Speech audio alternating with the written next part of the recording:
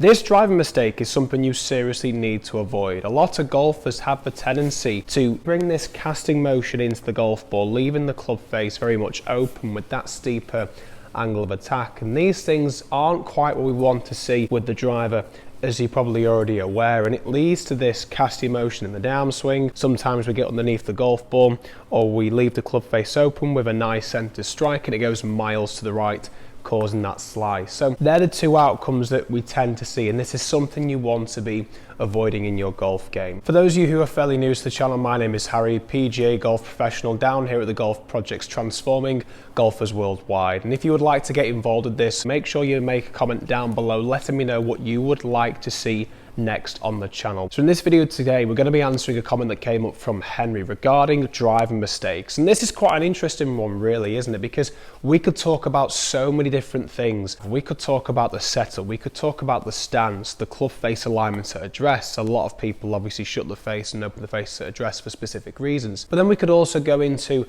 and dive into the swing mechanics and whether we want a wider arc or narrow arc, longer swing, shorter swing, steeper, shallower angle of attack, all sorts. So I decided to refer back to quite a few of my in-person lessons as well as online lessons before I made the necessary changes to their swing. And to be quite honest with you, there wasn't something they all had in common, but I can guarantee that around out of 10 people, 8 of them at least did this common mistake. And this is the casting motion that we were speaking about earlier from this position here, over the top move, getting that very steep angle of attack and opening up the club face. And if we were to use an iron doing this motion, getting that sort of steeper angle of attack into the golf ball, maybe a little bit casty as well, then that isn't so bad because that's just going to help with the strike and the compression with an iron. But when it comes to the driver, we all know that ideally we'd like to see that upward motion with the driver to get as much distance as we can from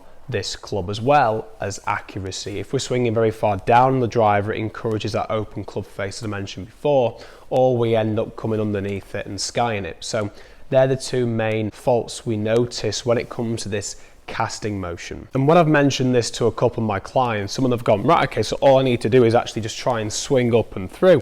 Well, not necessarily, because you're still going to cast on the outside, leaving the face open.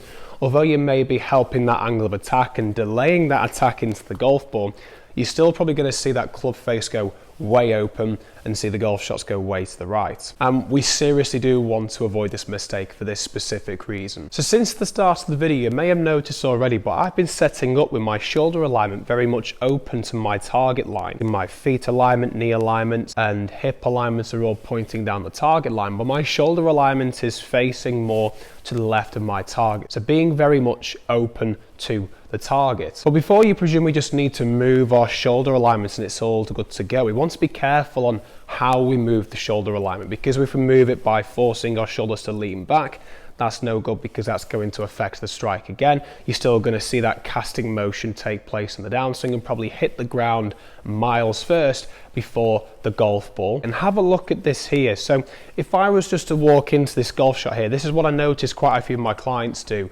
especially the in-person lessons. They would walk into the golf shot, and to make sure they got the grip right, they would always grip it this way here, with the trail arm going over the lead arm like this here.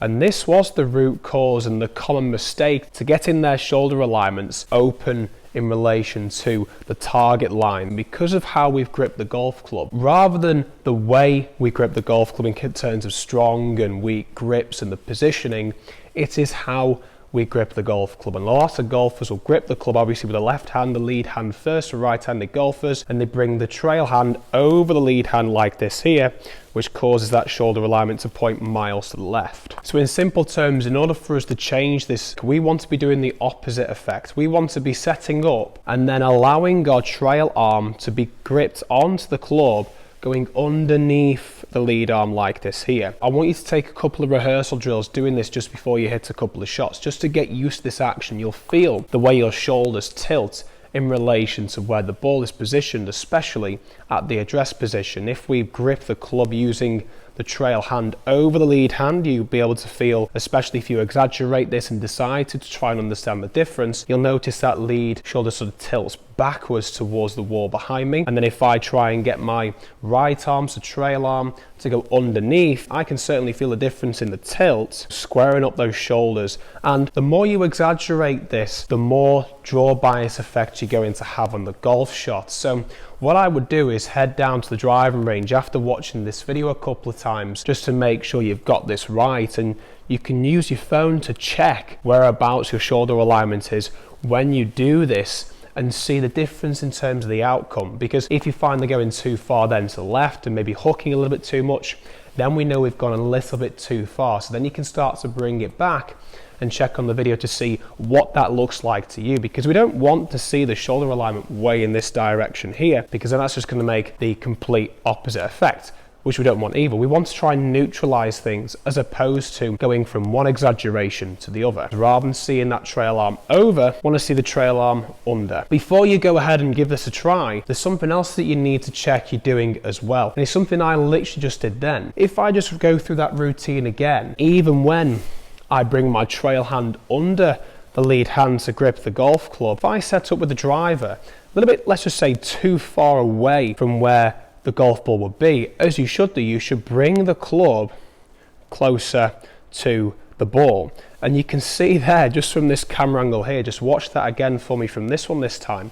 And I bring my trail hand underneath the lead with the driver head a little bit too far away from the golf ball. So I'm just going to bring that driver head over to the golf ball, as you should do. You can see there the difference in my shoulder alignment from doing this is huge. We go back to where we started off in the first place. So it's really important that when you're doing this, you set up with the driver right up against the golf ball first, as opposed to being somewhere here too far away from the golf ball and then having to readjust before hitting the golf shot. Place the driver right up against the golf ball, then take your trail hand underneath the lead hand, and then from this position here, you're all set, ready to hit those golf shots. So now you understand how to make the necessary changes, but you've probably been doing this mistake for quite some time, especially for those of you who have really gotten into the game, practice a lot. Imagine how many golf balls you've hit doing this action without realizing. You want to try and find something in the swing that's going to give you a great feel for seeing that shallower angle of attack taking place. You can find out all this in this video right here, where I teach you exactly the difference between seeing that steeper angle of attack and then how you can make the changes in the golf swing to help you get that shallower angle of attack in your golf game with the driver. And this helps with every single club in the bag, so it's certainly worth a watch. So go ahead, give this a try, watch this video here, and we'll see you in this video.